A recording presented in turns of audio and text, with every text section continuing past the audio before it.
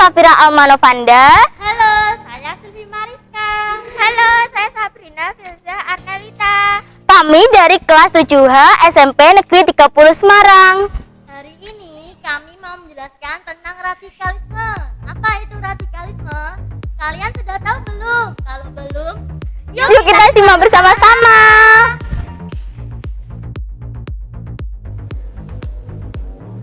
Apa itu radikalisme? Radikalisme adalah aliran yang menginginkan perubahan atau pembaharuan sosial dan politik dengan cara kekerasan dan drastis.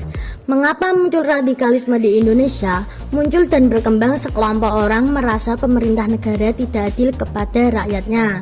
Terima kasih. Dampak negatif apabila ajaran radikalisme dibiarkan berkembang ialah 1.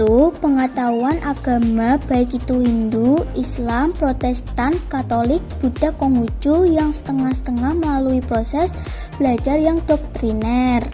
2. Memahami ilmu agama baik Hindu, Islam, Protestan, Buddha, Konghucu dari kulitnya saja, tetapi minimal wawasan tentang esensi agama.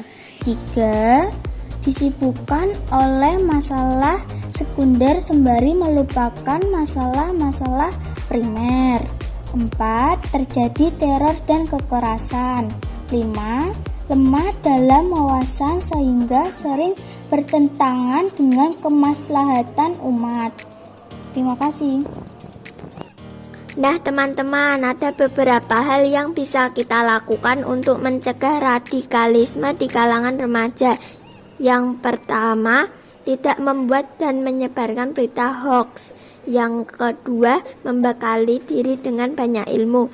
Yang ketiga, menjadi anak muda yang kreatif dan inovatif dalam berkarya. Yang keempat, aktif menyebarkan pesan damai. Yang kelima, open your mind. Dan yang keenam, menguatkan literasi media. Yang ketujuh, menghindari kelompok intoleran. Yang kedelapan, mengimplementasikan makna Pancasila dalam kehidupan sehari-hari. Terima kasih.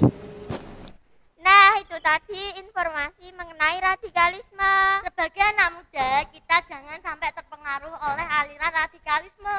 Semangat belajar untuk meraih prestasi. Dadah.